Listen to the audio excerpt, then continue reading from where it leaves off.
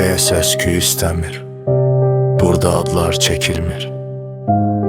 Burada bir qadın var və onun seçdiyi iki fərqli həyat.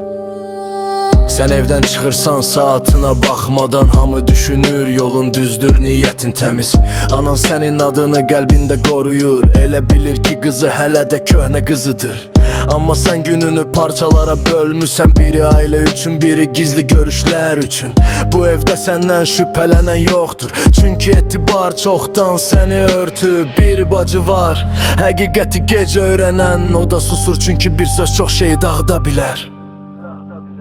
Sen iki hayat yaşayırsan, hiçbiri tam senin değil. Birinde seni anabilirler, diğerinde adın hatire kimidir.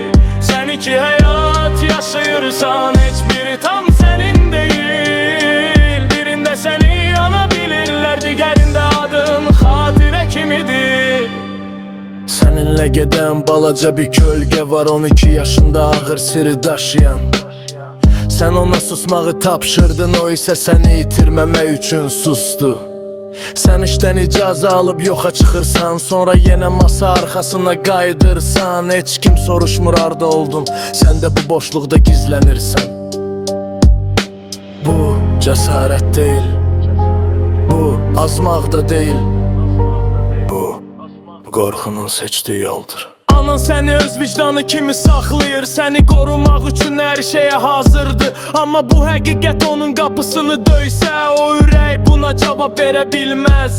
Sən sözlərə rahatlıqla and içirsən, amma sözlərin sabaha çıxmır. Hər məni sevirəm cümləsi biraz daha boşalır.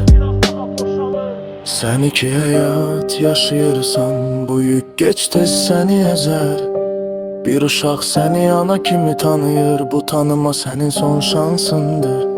Sen iki hayat yaşayırsan, bu yük geç-tez səni əzər. Bir uşaq səni ana kimi tanıyır, bu tanıma sənin son şansındır. Hələ seçim sənin elindədir, hələ qapılar bağlanmayıb.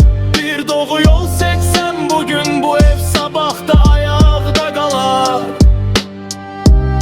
Bu mahnı səni qınamaq üçün deyil, bu dayan demək üçündür. Çünki hələ gec deyil və hələ səni gözləyən var.